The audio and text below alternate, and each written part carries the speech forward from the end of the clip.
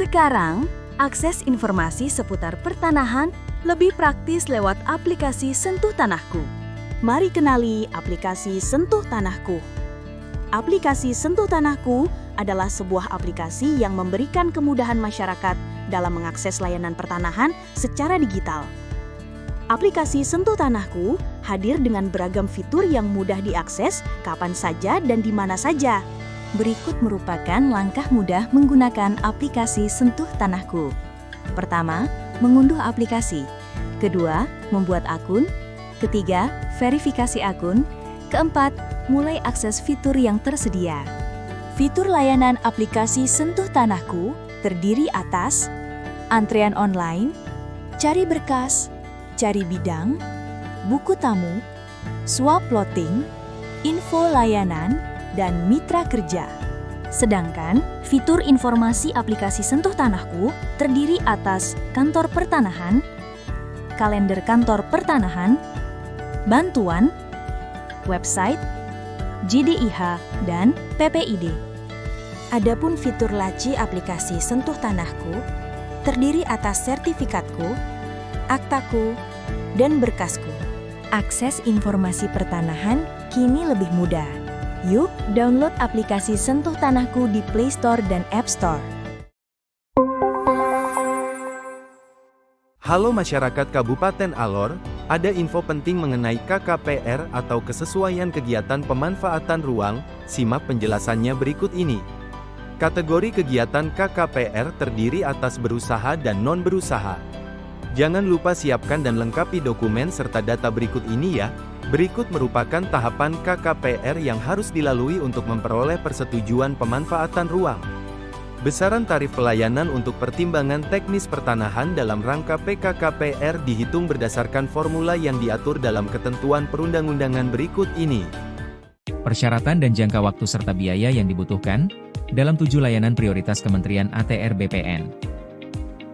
Jenis layanan pertama, yaitu pengecekan sertifikat elektronik. Berikut persyaratan serta jangka waktu dan biaya yang dibutuhkan. Jenis layanan yang kedua, yaitu SKPT elektronik. Berikut persyaratan serta jangka waktu dan biaya yang dibutuhkan. Jenis layanan yang ketiga, yaitu hak tanggungan elektronik. Berikut persyaratan serta jangka waktu dan biaya yang dibutuhkan. Jenis layanan yang keempat, yaitu ROYA. Berikut persyaratan serta jangka waktu dan biaya yang dibutuhkan. Jenis layanan yang kelima, yaitu peralihan hak. Berikut persyaratan serta jangka waktu dan biaya yang dibutuhkan. Jenis layanan yang keenam, yaitu pendaftaran surat keputusan. Berikut persyaratan serta jangka waktu dan biaya yang dibutuhkan. Jenis layanan yang ketujuh, yaitu perubahan HGB atau HP menjadi hak milik melalui pemberian hak secara umum. Berikut persyaratan serta jangka waktu dan biaya yang dibutuhkan. Demikian 7 jenis layanan prioritas beserta persyaratan serta jangka waktu dan biaya yang dibutuhkan. Terima kasih. Kantor Pertanahan Kabupaten Alor, melayani, profesional dan terpercaya.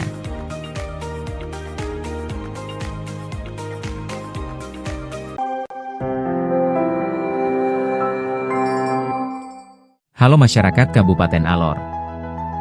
Permohonan pendaftaran tanah pertama kali hak milik perorangan dapat dilakukan dengan cara: pemohon dapat datang ke kantor pertanahan Kabupaten Alor dengan tujuan untuk membuat sertifikat tanah. Petugas loket akan menjelaskan persyaratan yang harus dilengkapi. Pertama, pemohon mengajukan permohonan pengukuran bidang tanah dengan syarat. Formulir permohonan pengukuran bidang tanah yang sudah diisi dan ditandatangani pemohon di atas materai. Surat kuasa apabila dikuasakan. Fotokopi KTP, KK pemohon, fotokopi KTP, KK kuasa apabila dikuasakan dan fotokopi KTP seluruh saksi yang ada di formulir permohonan. Fotokopi SPPT PBB tahun berjalan. Fotokopi surat-surat kepemilikan tanah yang dilegalisir di kecamatan. Foto patok menggunakan aplikasi kamera peta GPS atau foto geotek.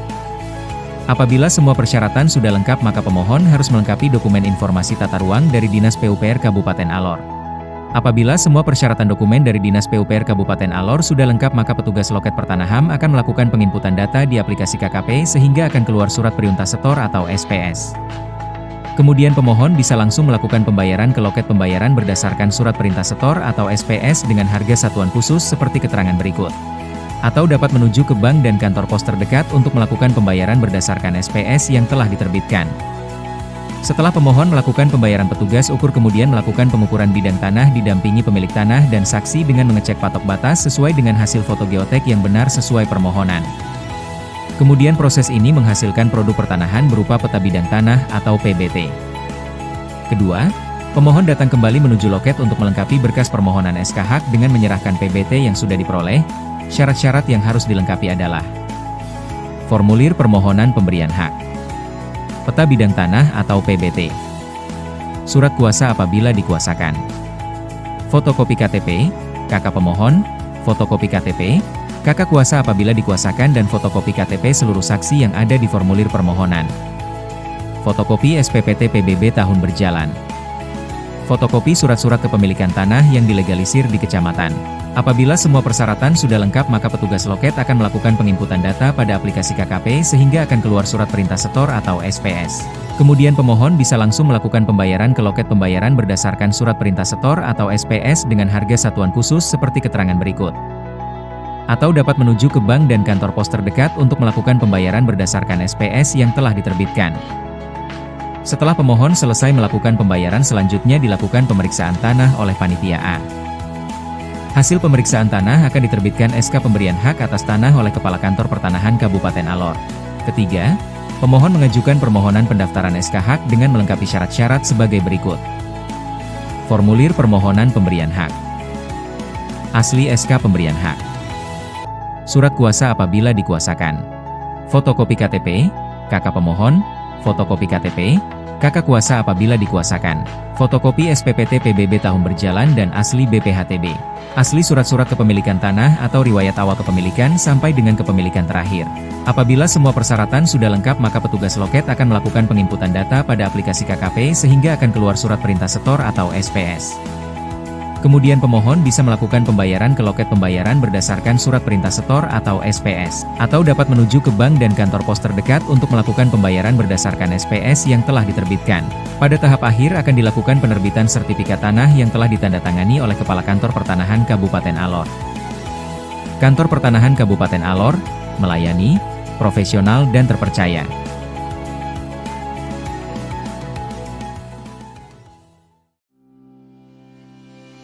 Sertifikat hilang? Jangan panik. Ajukan sertifikat hilang ke kantor pertanahan. Sertifikat tanah yang hilang dapat diganti sesuai peraturan yang berlaku. Pengajuan hanya oleh pemegang hak, penerima hak, atau ahli waris dengan bukti yang sah. Lengkapi persyaratan yang sudah ditentukan. Biayanya kurang lebih Rp350.000 dengan waktu penyelesaian 40 hari kerja. Berikut merupakan alur pelayanan penerbitan sertifikat pengganti karena hilang. Pemecahan tanah itu ribet atau gampang ya? Yuk simak penjelasan berikut ini. Pemecahan hak atas tanah adalah proses memecah satu bidang tanah yang sudah bersertifikat menjadi beberapa bidang tanah baru. Dalam hal ini sertifikat induk tidak berlaku lagi ya. Untuk mengajukan pemecahan hak atas tanah, lengkapi persyaratan berikut ini. Proses dilakukan dalam rentang waktu 15 hari kerja. Besarnya biaya pemecahan tanah disesuaikan dengan peraturan pemerintah tentang jenis dan tarif atas jenis PNBP yang berlaku di BPN RI. Berikut adalah alur proses pemecahan hak atas tanah sesuai ketentuan yang berlaku. Pengukuran bidang tanah untuk keperluan pengembalian batas, serta persyaratan dan biayanya. Persyaratannya sebagai berikut. Pertama, formulir permohonan yang sudah diisi dan ditandatangani pemohon atau kuasanya di atas materai cukup. Kedua, surat kuasa apabila dikuasakan.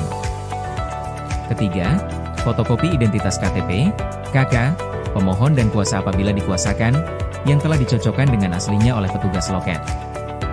Keempat, fotokopi akta pendirian dan pengesahan badan hukum yang telah dicocokkan dengan aslinya oleh petugas loket. Dan yang kelima, fotokopi sertifikat yang telah dicocokkan dengan aslinya oleh petugas loket. Waktu dan tarif pelayanan pengembalian batas dihitung berdasarkan rumus berikut ini.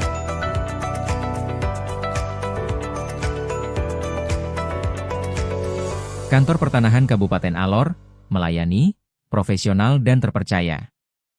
Terima kasih.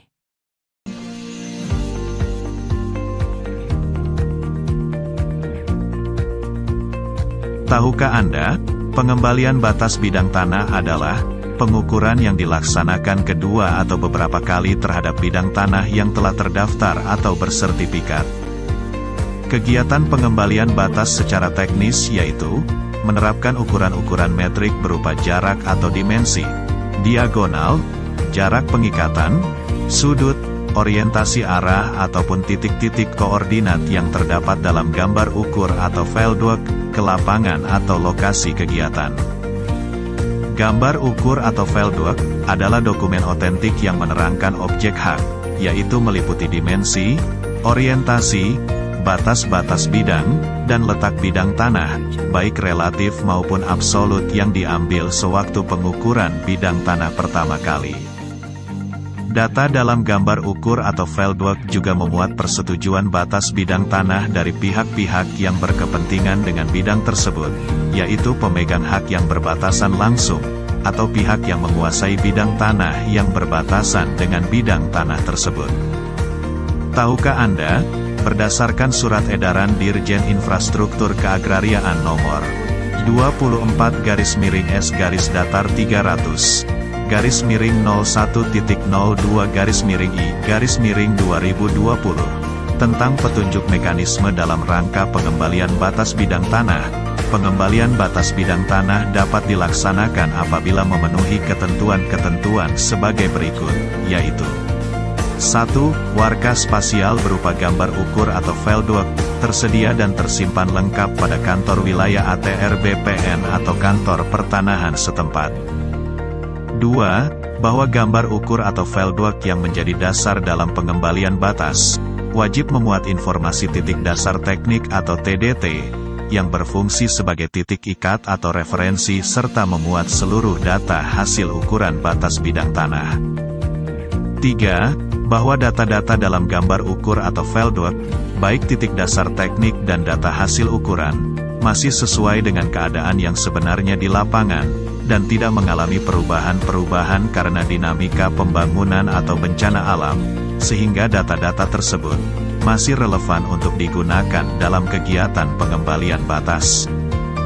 4. Bahwa pemasangan tanda batas bidang tanah hasil pengukuran pengembalian batas bidang tanah hanya dapat dilaksanakan setelah batas-batas tersebut disepakati dan disetujui oleh pemegang hak atas tanah yang bersangkutan dan pemegang hak atas tanah atau pemilik tanah yang berbatasan langsung.